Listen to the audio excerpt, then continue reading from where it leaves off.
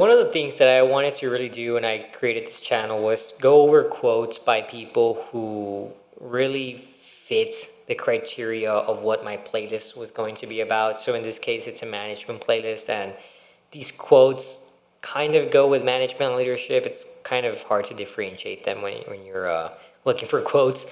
But the point of it is that these quotes will really motivate you and they will drive home the importance of what it is to be a manager and a leader. So the first quote is by General Patton and says, "A good plan violently executed now is better than a perfect plan next week." And I love this quote because it's true.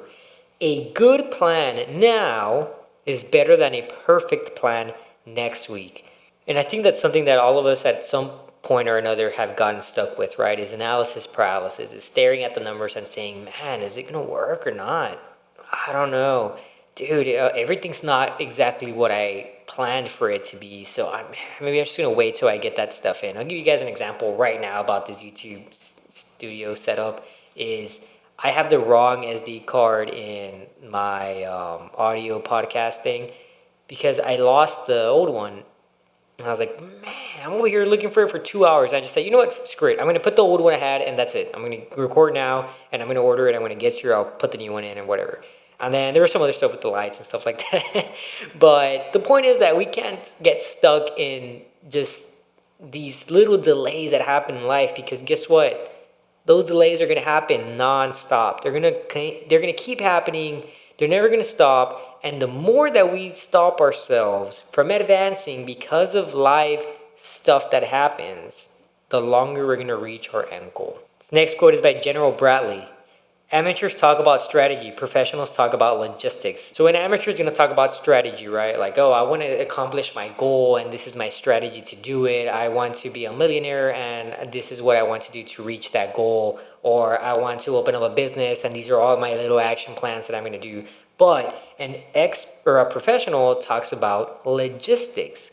What does that mean? It means that the professional understands the logistics, meaning the way you get there, the numbers, the KPIs, the supplies, the headaches, all the things that entail logistics are always a headache. I've worked in that industry for 10 years. It's always a pain. But talking about strategy isn't going to really get you there. It's going to be talking about logistics. What do I actually need logistically to reach that goal? Okay, I want to be a millionaire, but how am I going to get there? How many clients do I need to get in on the door so I have to sell them so I can get to that point? How are my expenses looking? Logistically, you need to get there by actually breaking down and saying this is everything I need and it's itemized, as opposed as to creating the strategy to get there. The strategy is good because it sets the baseline, but the logistics are going to break down by detail exactly what you need, the expenses, and how you're actually going to get there. Next quote is by Sun Tzu.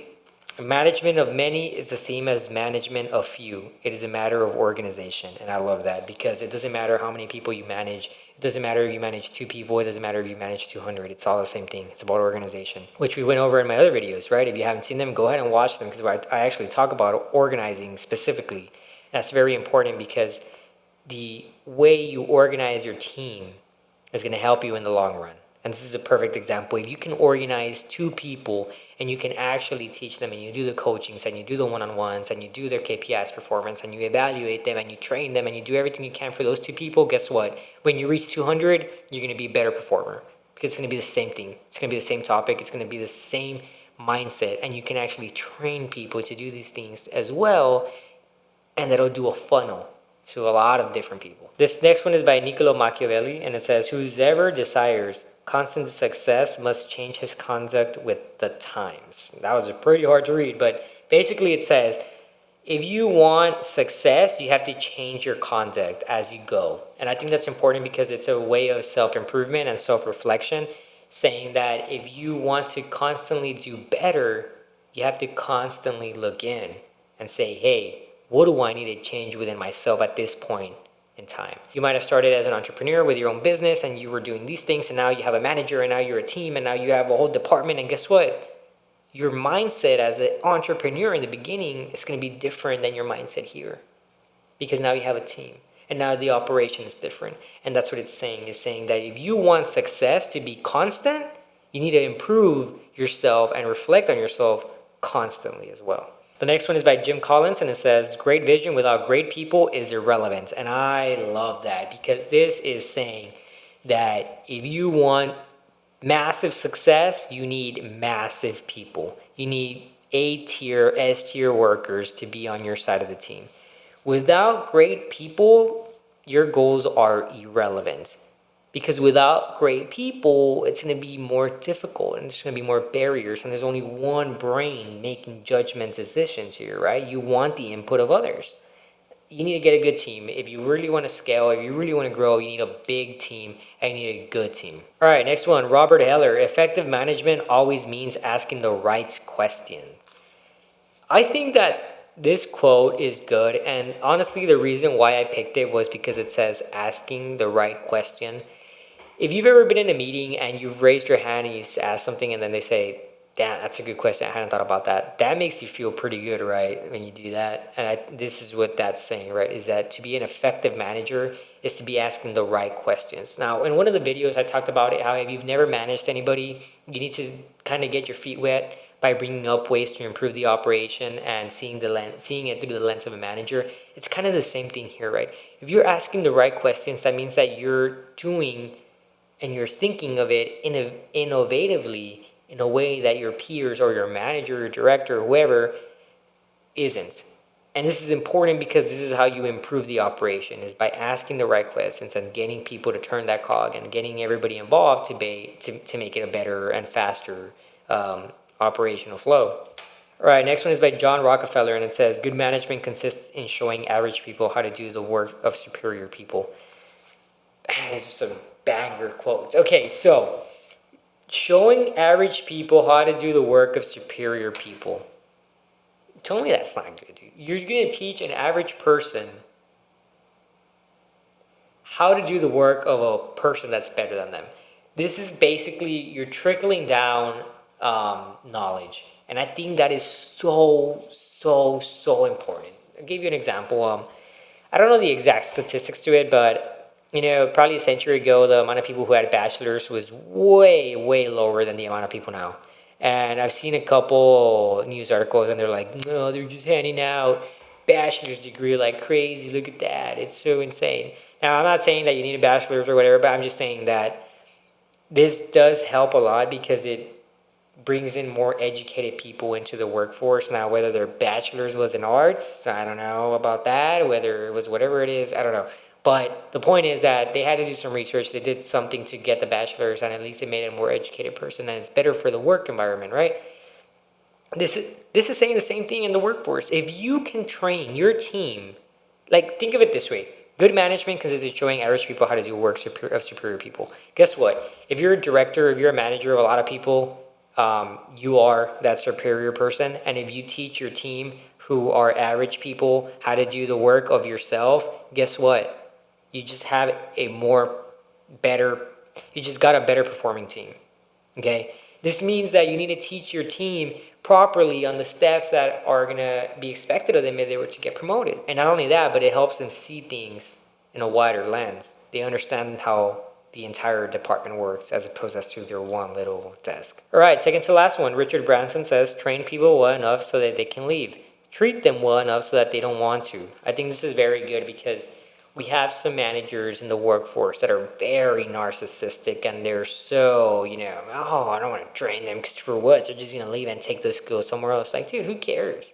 Everybody's looking out for themselves, and you as a manager, you need to be able to train your team. So again, you treat them so well that they don't want to leave. So if you're so worried about people leaving, then maybe you're not treating them well. Or maybe there's some gap in the salary, or maybe there's just not enough promotional opportunities there. And guess what? That's fine, because they might come back later on. But you need to make sure you're training them and you treat them well so that you can retain them. And this is one of the things that Richard Branson is saying, and I love it because it's true. You should have to train your team. They should be able to do the work you do, and you should be treating them well enough that they would never want to leave. All right, this last one is by Bill Gates himself. Your most unhappy customers are your greatest sources of learning. And hey, it's true. every time I've gotten in trouble because I messed something up with the customer, I learned. And that's when I learned the most. Oh man, I messed it up. The customer was upset. But guess what? I never made that mistake again, right? Now, it might sometimes be an expensive mistake, so I don't know how unhappy you want the customer, and I don't know how expensive you want your mistake to be for you to learn. But if I were you, I would probably not make it that expensive. But I still think it's a good quote because our customers are, at the end of the day, what puts food on the table for us and for our employees. And being able to really understand why somebody's unhappy allows you to patch that hole. Whether it's because of an employee, whether it's because of service, whether it's because of communication, whatever it may be, an unhappy customer is going to give you, whether you want it or not, the tools that you need that you may not have, or the tools that you have that you're not using to really fix it. Because where there's one, there's many. And if there's one unhappy customer complaining about something, you might say, oh, that's a special customer. Well, guess what? And that's not entirely true. Well, it might be true. I've had special customers, but guess what? It might be another customer that feels the exact same way.